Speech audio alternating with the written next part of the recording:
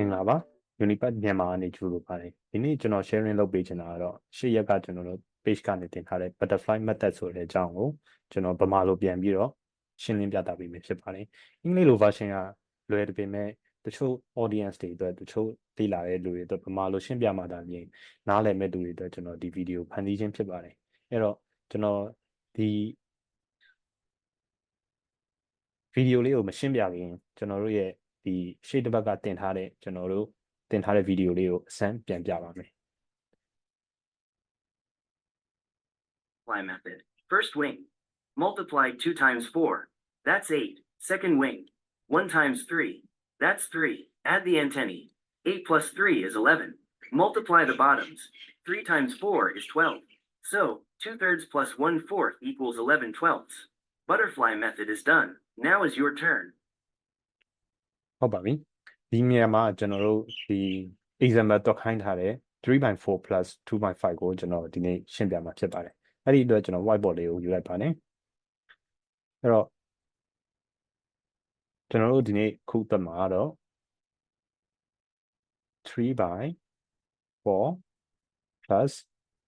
2/5 ကိုကျွန်တော်တို့ butterfly method နဲ့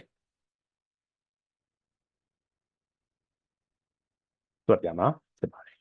butterfly method ကဘယ်နေရာတွေမှာသုံးလို့ရလဲဆိုတော့ simple fraction တွေရဲ့ပေါင်းခြင်းနှုတ်ခြင်းတွေမှာကျွန်တော်တို့သုံးလို့ရတယ်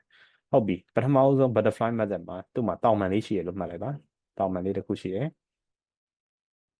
အဲ့နှစ်ခုကိုကျွန်တော်တို့မြှောက်ပါမယ်4 နဲ့8အဲ့တော့ဒီပြလေးမှာအမီလေးရှိရပေါ့နော် antenna လေးရှိရပေါ့နော်4 နဲ့8ဒီပိုင်းအဲ့ဒါကျွန်တော်တို့ဝက်ပြီးသွားပြီ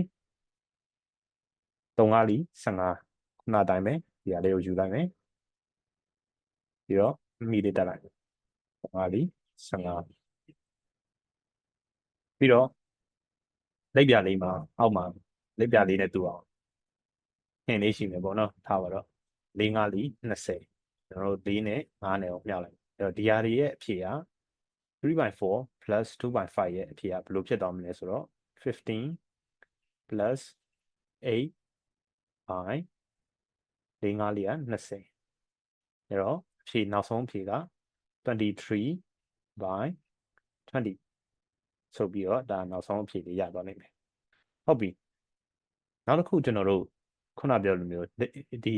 butterfly method ပေါ့နော်လိပ်ပြ method ကကျွန်တော်တို့အနှုတ်လေးသုံးလို့ရတယ်ဆိုတာကျွန်တော်တက်တည်ပြပေးပါမယ်အနှုတ်သက်ဆိုရင်ဘယ်လိုသုံးမလဲဒီအပေါ်က example ကိုပဲကျွန်တော်တို့ပြန်ပြီးယူလိုက်မယ်3/4 minus ဒီချိန်မှာကျွန်တော်နှုတ်လုပ်လိုက်မယ်2/5အဲ့တော့ဒီ fraction လေးပေါ့ဒီကျွန်တော်တို့3/4 နဲ့ no 2/5ကိုဘယ်လိုမျိုး butterfly method နဲ့သုံးမလဲဆိုတော့ပုံမှန်တိုင်းပဲကျွန်တော်တို့လိပ်ပြလေးမှာတောင်းမှတစ်ဖက်ရှိရယ်အဲ့တောင်းမှတစ်ဖက်ကိုဆွဲယူလိုက်မယ်ပြီးတော့မှတ်လိုက်မယ်ပေါ့3 5လီ15ပြီးတော့နောက်တစ်ဖက်ရှိမယ်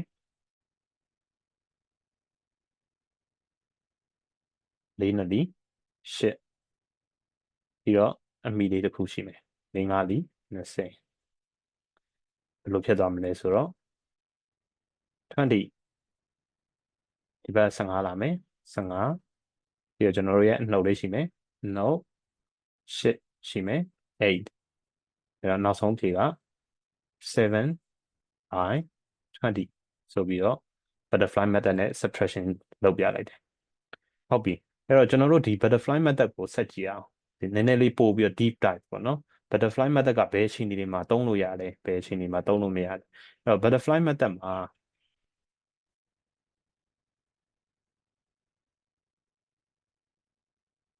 show the method butterfly method မှာကျွန်တော်တို့ simple fraction တွေဖြစ်တဲ့ပိုင်းခြေရာသေးတာတို့ပိုင်းဝေရာသေးတာတို့3/4လွန်ဆုံး11/5စသဖြင့်ပိုင်းခြေရာငယ်နေရာတို့ဒါမှမဟုတ်လဲ2/20 2/12တို့ဒါမှမဟုတ်လဲ3/4တို့စသဖြင့်ပေါ့ဗျာဒီလိုမျိုးပိုင်းခြေပိုင်းဝေတွေကငယ်နေတာဘာလို့ simple fraction တွေကိုကျွန်တော်သုံးခိုင်းလဲဆိုတော့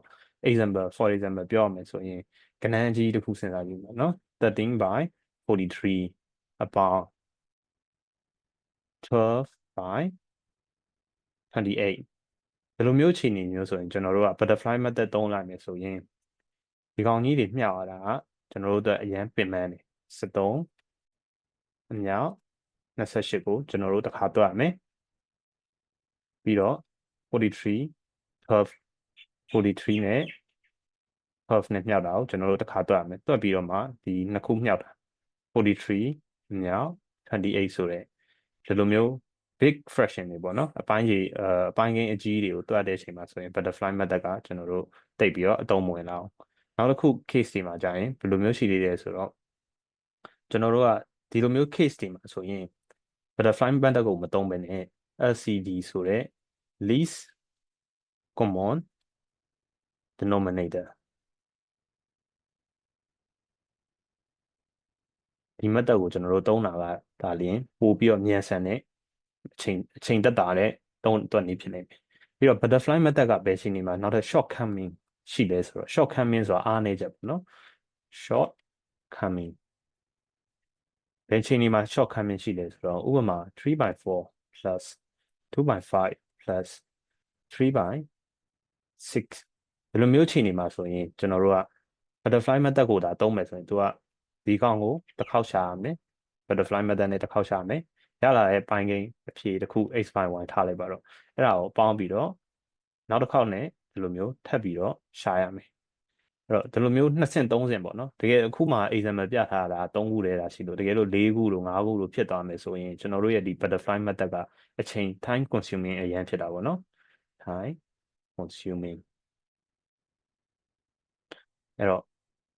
ဒီအချိန်ကုန်စက်မွဲတွေဖြည့်တဲ့အချိန်ကျမှကျွန်တော်တို့ကအချိန်ကိုအရင်လေးထားရတယ်ပေါ့နော်အဲ့တော့ဒီအချိန်တွေကို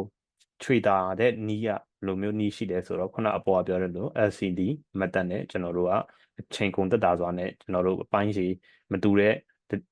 ပိုင်းစီမတူတဲ့အပိုင်းကိန်းတွေကိုကျွန်တော်တို့ပေါင်းတဲ့အချိန်မှာအသုံးပြုလို့ရပါတယ်ဟုတ်ပါပြီကျေးဇူးတင်ပါတယ်ဗျာဒီနေ့ဒီ butterfly method လေးကိုနားလည်သွားမယ်လို့ကျွန်တော်မျှော်လင့်ပါတယ်နောက်ဗီဒီယိုလေးမှာတွေ့ဖို့ Unipack ကိုလည်း follow လုပ်ထားပေးပါကျေးဇူးတင်ပါတယ်